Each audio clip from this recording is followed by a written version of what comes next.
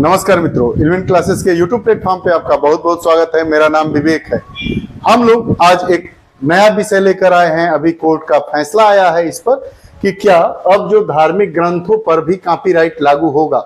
जितने हमारे धार्मिक ग्रंथ है, पुराण है, गीता है, महाभारत है, रामायण है, ऐसे जितने हमारे ग्रंथ है, क्या उन पर भी कॉपीराइट कानून लागू होता है। इस पर हाई कोर्ट का फैसला आया है। उस फैसले को भी हम देखेंगे, जानेंगे कि यह मामला कोर्ट में क्यों गया, इसके पीछे कौन था, कौन सी ऐसी संस्था है जो यह मान रही थी कि हमारे व्यक्तिगत जो हमारे कार्य है उसको किसी के द्वारा कॉपी करके उसको लाभ कमाने के लिए उसको खुलेआम बेचा जा रहा है। तो आइए इस मुद्दे को हम देखते हैं। इस कक्षा में आज हम क्या क्या बिंदु लेंगे, हालिया खबर क्या है, मामला क्या है, क्या धार्मिक ग्रंथ कॉपीराइट द्वारा संरक्षित है और हाई कोर्ट ने क्या कहा, इन सारे मुद्दों पर हम आज बात करेंगे। आइए एक एक करके हम बात करेंगे।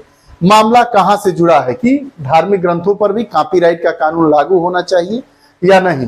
तो भक्ति वेदांत बुक ट्रस्ट है, यह एक संस्था है, भक्ति वेदांत बुक ट्रस्ट, जिसके नेता थे या स्वामी थे स्वामी प्रभुपाद जी। 1970 में भक्ति वेदांत बुक ट्रस्ट की स्थापना की। इन्होंने इस्कॉन या हरे कृष्ण आंदोलन चलाया। भक्ति वेदांत बुक ट्रस्ट जो संस्था है, इसके द्वारा हरे कृष्ण या इस्कॉन आंदोलन चलाया गया, जिसके संस्थापक स्वामी प्रभुपाद जी थे, जिन्होंने 1970 में इसको शामिल किया, इसको स्टेबल किया, इसको बनाया। अब ये इनका काम क्या था कि ये जितने हमारे धार्मिक ग्रंथ हैं उनको अनुवाद करते थे अपनी भाषा में और लोगों तक उनके अच्छे कार्यों को, इस वेद में क्या लिखा गया है, इस हमारे पौराणिक धर्म ग्रंथों में क्या लिखा गया है, उसको वह आम लोगों तक सुलभ करते थे, पहुंचाते थे। अब सरल भाषा में प्रकाशित किया गया विभिन्न धर्म ग्रंथों को आम आदमी के लिए इससे समझना आसान हो गया।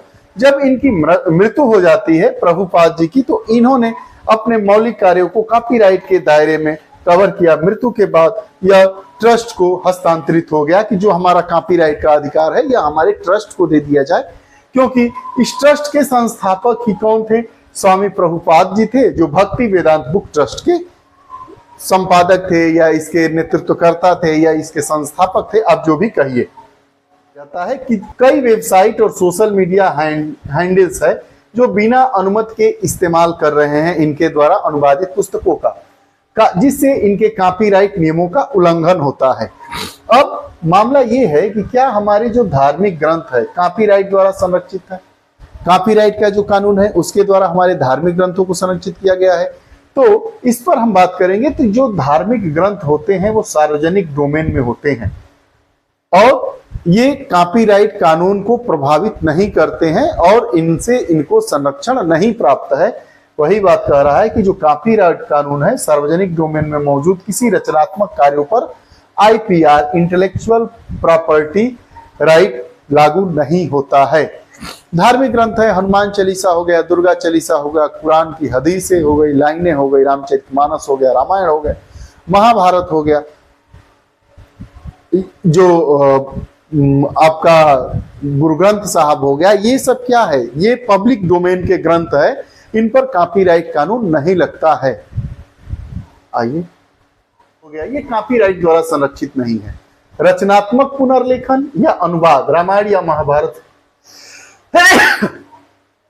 रचनात्मक पुनर्लेखन या अनुवाद, अगर कोई चीज है, कोई महाभारत है, रामायण है, इसका रचनात्मक पुनर्लेखन मतलब दोबारा इसको लिखा जाए, अनुवाद किया जाए, या रामायण या महाभारत सीरियल को, तो वह क्या आएगा? किसी व्यक्ति का निजी कार्य होगा जो कॉपीराइट के तहत कवर होगा।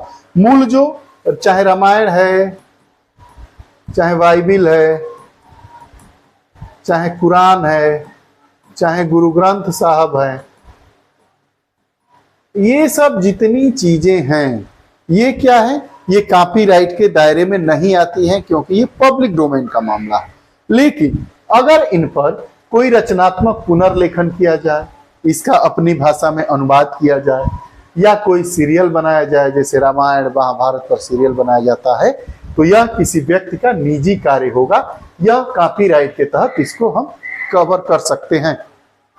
कहते हैं हमारे भारतीय कानून, तो भारतीय कॉपीराइट कानून कहता है कि मूल और रचनात्मक कार्य की केवल यह रक्षा करता है हमारा भारतीय कानून। अब क्या धार्मिक ग्रंथ कॉपीराइट द्वारा संरक्षित है? तो निर्माता या लेखक को काम का उपयोग, पुनर्उत्पादन, वितरण और प्रदर्शन का विशेष अधिकार मिलता है। हमारा कानून कहता है कि लेखक हैं चाहे निर्माता है, उनको काम का उपयोग, पुनर्उत्पादन, वितरण और प्रदर्शन का विशेष अधिकार मिलता है। परिवर्तनकारी या रचनात्मक कार्य की रक्षा करता है यह हमारा कानून। मौजूदा सामग्री या पाठ संशोधन, पुनर्व्याख्या या निर्माण इसमें शामिल है। और यह हमारा जो कॉपीराइट का अधिकार है, कानून है, यह धार्मिक ग्रंथों पर अगर इस तरीके का आप काम करेंगे तो इस कानून के तहत उसको संरक्षित किया जाएगा। उच्च न्यायालय ने क्या कहा? अब इस पर हाई कोर्ट ने क्या कहा?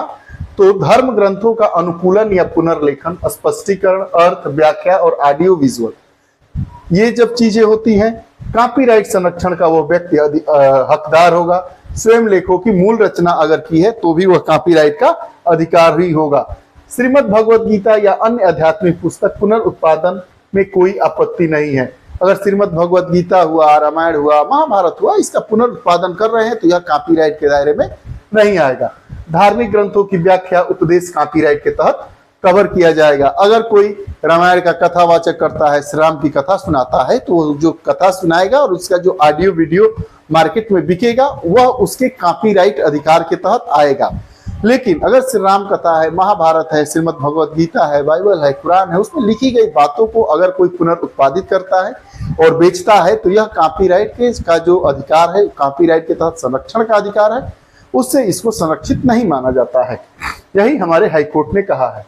भक्ति वेदांत बुक ट्रस्ट के पास कॉपीराइट मौजूद है, उनके कार्य को कॉपी करने से ट्रस्ट को भारी नुकसान हुआ है, यह हाईकोर्ट ने कहा है। जो भक्ति आंदोलन, जो हरे कृष्ण या इस्कॉन आंदोलन के प्रणेता थे प्रभुपाद जी, उनके द्वारा मरने के बाद इस ट्रस्ट को, भक्ति वेदांत ट्रस्ट को अपना अधिकार दे दिया गया, कॉपीराइट अधिकार दे दिया गया। और इस ट्रस्ट ने यह माना कि कुछ लोग, अनएथराइज्ड लोग जो इस संस्था, इस आंदोलन से नहीं जुड़े, वो लोग इनको बेच रहे हैं, जो इनके द्वारा अनुवादित, सरल भाषा में अनुवादित पुस्तकें हैं इस आंदोलन से जुड़ी हुई, और इसका दुरुपयोग हो रहा है। इसी को लेकर यह मामला हाईकोर्ट में गया था। हाईकोर्ट ने ये बातें कही।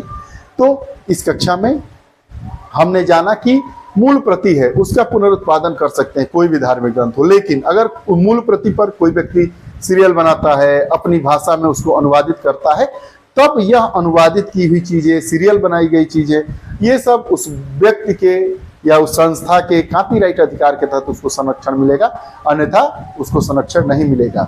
ये आपको हमारी कक्षा कैसी लगी? पुनः नई कक्षा के साथ उपस्थित होंगे, तब तक के लिए बहुत बहुत धन्यवाद। नमस्कार।